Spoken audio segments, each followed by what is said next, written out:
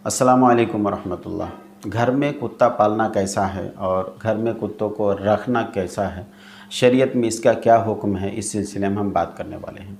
देखिए, हदीस पाक में आता है कि कुत्तों का घर में रखना जो है ये मना फरमाया गया है, मना किया गया है।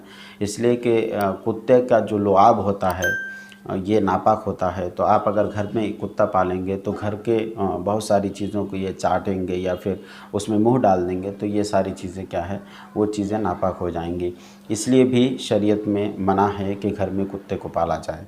दूसरी बात ये भी है कि हदीस पाक में ये भी रिवायत मिलती है कि कुत्ते जिस घर में होते हैं उस घर में रहमतों का फ़रिश्ता नहीं आता।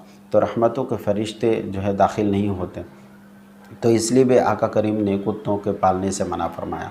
फ़ुक़हा करम ने 2-3 लोगों के लिए 2-3 घरों में कुत्ता पालने की इजाज़त दी है। और वो गिने चुने ऐसे घर हैं जो कि मान लीजिए कोई अगर जानवर पालते हैं और जानवर की हिफाजत के लिए अगर कुत्तों को पालते हैं, और कुत्ता सिर्फ़ इस मकसद से पालते हैं कि ताकि जानवर की हिफाजत हो जाए।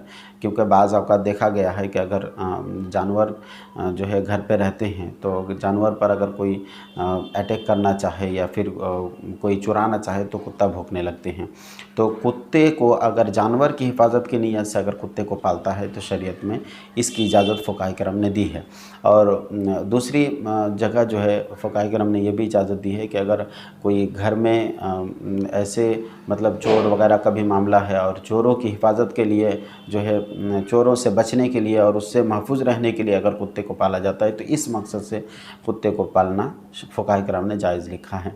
इसके अलावा आम तौर पर शौकीन होकर के शौक़ से कुत्ते को पालना, उसमें चाहे डॉगी हो चाहे डॉग हो, किसी भी किस्म का कुत्ता पालना शरीयत में जायज़ नहीं है। उम्मीद करता हूँ कि मसला आपको समझ में आ चुके होंगे।